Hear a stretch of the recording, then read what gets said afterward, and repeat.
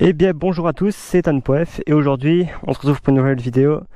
Comme vous avez pu le voir au titre et à la miniature évidemment, et bien vidéo présentation de la moto et qu'est-ce que ça fait d'avoir une TZR en 2023. Donc comment j'ai voulu acheter la mienne, c'est des questions, enfin il y a beaucoup de questions que je me posais évidemment. Je me demandais aussi si c'était correct. Et puis des caractères sur la moto tout simplement, il y a plein de choses qu'on ne sait pas forcément. Alors on va commencer avec le prix. Et bien, je l'ai payé entre 1005 et 2000 euros. Vous en retrouverez plein dans ces prix là en fait. C'est un peu les prix pour cette moto qui est là, évidemment je le répète, Yamaha TZR 50. C'est une super moto. Alors je l'ai achetée, elle avait 26 100 km. C'est beaucoup, mais bon, c'est une vieille moto, elle est de 2011, donc c'est déjà pas mal. Ensuite, la taille aussi, je me demandais souvent pour la transporter, donc on va directement regarder ça. Regardez, hop, j'ai pris un mètre évidemment.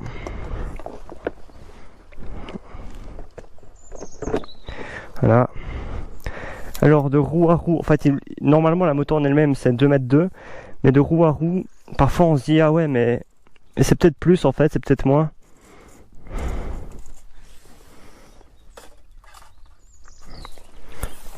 Donc de roue à roue c'est 1,90 m, ce qui est déjà une belle longueur. C'est vrai que je me posais souvent la question, est-ce qu'elle est petite pour ma grande taille, entre guillemets, je fais 1,75 m. Est-ce que ça m'ira? Eh bien vous pouvez très bien voir que c'est parfait et même c'est génial en fait. Et par rapport aux autres motos, à côté des autres motos, on est bien grand, bien gros, on est imposant, on dirait même pas une 50 pour être tout à fait clair. Donc c'est une super moto, il n'y a rien à dire de plus. Niveau consommation, je ne sais pas trop. On fait environ 200 km normalement. J'ai encore jamais été jusque là, mais bon, a priori, c'est ce qui est dit. Qu'est-ce que ça boit? Eh bien ça boit de la 98, c'est le plus cher, mais bon, c'est comme ça, c'est... Bon par contre, quand on va à la pompe, ça pique, parce que 20 euros le plat évidemment. 20 euros le plat, ça pique. Alors niveau vitesse, sur route fermée évidemment, j'ai atteint le record de 84 km/h. Je sens que je peux aller plus vite, mais pour le moment sur route fermée on précise bien 84 km/h. Alors tous les changements que j'ai effectués, j'en ai effectué quelques-uns quand même. J'ai ajouté ici un petit support quadlock. Bon, c'est pas vraiment un gros changement, mais ça fait partie de la moto. J'ai ensuite branché un petit chargeur USB pour la moto, pour charger le téléphone, que j'ai directement relié à la batterie. Donc je fais passer sous le carénage, etc. Donc le négatif est ici, et puis le positif est relié à un après-contact, plus après-contact, qui était le plus, et ben je ne sais même plus en fait. C'était le plus des phares avant, il me semble. Non, des clignotants. C'est quelque chose comme ça. Le plus après contact des clignotants. Voilà. Ensuite, j'ai changé la plaque. Beaucoup le trouvent, moi le premier, que la plaque était moche. Donc là, en fait, il n'y a pas vraiment de possibilité. La seule possibilité, on va dire, c'est de couper en fait la petite partie comme ça. Je vous mets des images de toute façon de comment c'était avant, évidemment. Donc voilà. La plaque que j'ai changée, bon j'ai pas pu changer grand chose au final, c'est juste coupé, mais le rendu est bien meilleur évidemment. Ensuite, comme vous pouvez le voir toujours ici, les petits clignotants que j'ai changés, je vous mets des images, ils étaient pas très beaux du tout, c'était vraiment moche, c'était en ampoule. Donc là le problème, quand on passe de ampoule à des LED, il faut évidemment une centrale de clignotants. Et où est-ce qu'elle se trouve sur le TZR? Elle se trouve juste ici là, c'est le petit boîtier qui est là. Donc j'ai galéré à le chercher moi personnellement. Voilà, c'est ça la centrale de clignotant. Malheureusement la mienne elle a été modifiée. Donc je n'ai pas pu ajouter cette centrale. Enfin je n'ai pas pu la changer parce qu'il faudrait changer celle d'origine pour mettre une que l'on règle et qui se règle avec la fréquence des clignotants. Malheureusement je n'ai pas pu le faire. Donc les clignotants, j'ai dû les faire passer là, partout. Ils sont passés là, ils sont revenus ici. J'ai dû les accorder avec les anciens câbles.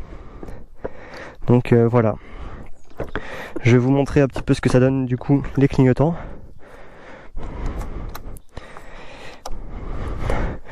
Voilà. Bon, malheureusement aussi là ils vont jusqu'au bout. Mais bon, c'est pas tout le temps le cas. Là j'ai un petit peu de chance on va dire. Mais normalement ils ne vont pas jusqu'au bout à cause de petits problèmes. Mais bon, c'est comme ça. Il faudrait que je le rechange, mais bon, enfin pas changer les clignotants, ce serait la centrale qu'il faudrait changer. Voilà, là ça va. Je sais pas pourquoi. Parfois ça va pas. Parfois ça s'arrête à ici plus ou moins, donc ça va pas jusqu'au bout. Là, ça va super bien. Allez savoir pourquoi. Ensuite, les clignotants c'est bon. Donc on a mis un petit peu de covering également. Ici. Autant dire que je voulais faire beaucoup plus, mais je suis pas professionnel. J'ai essayé de le poser avec mon père, mais on n'est pas du tout des professionnels. Et donc autant dire que on n'a pas réussi. Je voulais faire beaucoup plus, je voulais faire tout le cadre comme ceci, des deux côtés. Mais malheureusement, il n'y a que ça. Je voulais pas trop peu. C'est un peu, mais ça, c'est joli. C'est très convenable en fait. Ça donne très bien sur la moto. Donc bon, mais écoutez, c'est joli, ça fait le rendu en plus supplémentaire. Après, qu'est-ce que j'ai ajouté de nouveau? Les rétroviseurs que j'ai acheté sur Amazon évidemment. Bon, faites gaffe quand vous les achetez parce qu'ils disent universel. Malheureusement moi, ici les petites fixettes c'était pas vraiment universel. J'ai dû bricoler un petit peu, forcer les vis malheureusement, mais j'avais pas trop le choix. C'était un petit peu le seul problème sur ces rétros là, mais ils sont super niveau esthétique pour rouler. Ils sont bien mieux que ceux d'origine d'ailleurs. Et le rendu au final est plutôt pas mal. Voilà. Donc je vais vous faire écouter le bruit de la moto évidemment. Nous allons la démarrer. Alors. Ah oui, alors un petit problème sur cette moto qui est un peu pénible. C'est qu'ici, il y a un petit levier, j'ai envie de dire, on-off réserve. Et on doit tout le temps le tourner. Bon, ça encore ça va. Le problème de la moto, c'est le seul défaut de la moto, c'est qu'on n'a pas de voyant compteur. Ça c'est un petit peu le problème. Mais bon, écoutez, c'est le seul défaut de la moto.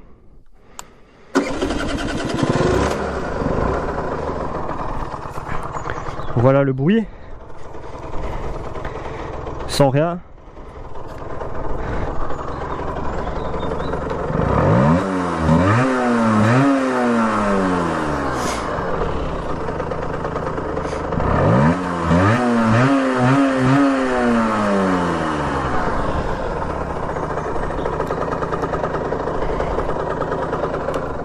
Elle fait un joli bruit quand même, c'est une 50, mais elle a de la vitesse, elle a la puissance plutôt, elle a un joli bruit quand même pour un bruit de 50.